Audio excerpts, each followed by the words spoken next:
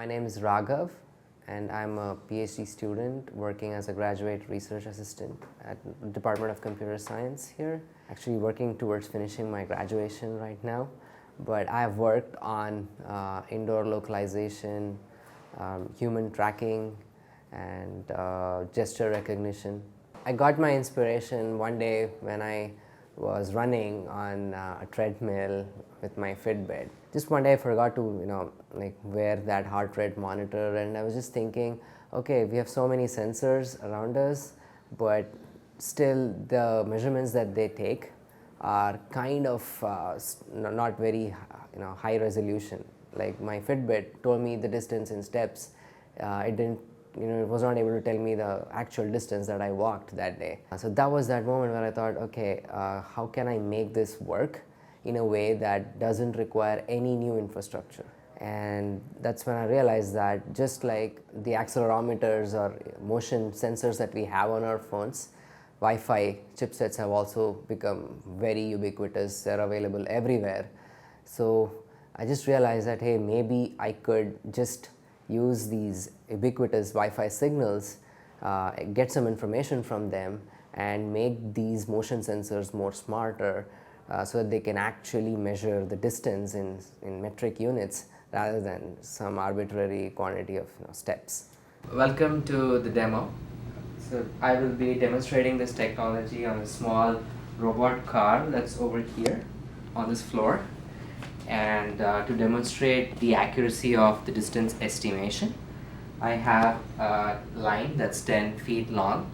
I'm going to operate this car remotely, where I'll just send start and stop commands, and we can choose how long the car should go along this line. And once the car stops, I have a code running on a server that just takes a couple of seconds to generate the distance, and then the calculated distance will show up on the monitor down here. The key takeaway from my project is that I was able to make a Doppler sensor out of a Wi-Fi chipset, and on top of it, I was not only able to measure the Doppler velocity, but I was also able to measure the Doppler velocity with respect to multiple walls and multiple reflections that are already around. Because we are not always facing the router at all times, we're usually much farther away from a router, occluded by walls, occluded by people, occluded by chairs, doors, windows.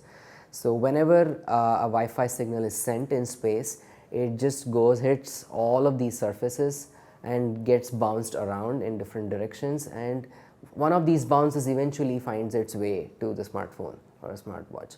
These days we have a number of sensors that are being attached to our everyday smartphones and objects, and we are also kind of overburdened with the number of devices that we interact with in our daily lives. So we need new ways to communicate with these devices, and smarter ways where what if we could make the environments communicate with us rather than us trying to handle everything in the environment. So in this aspect, our work is just a basic effort in trying to sense motion, but this can be extended to multiple applications. Like for example, motion sensing can be extended to sensing locations.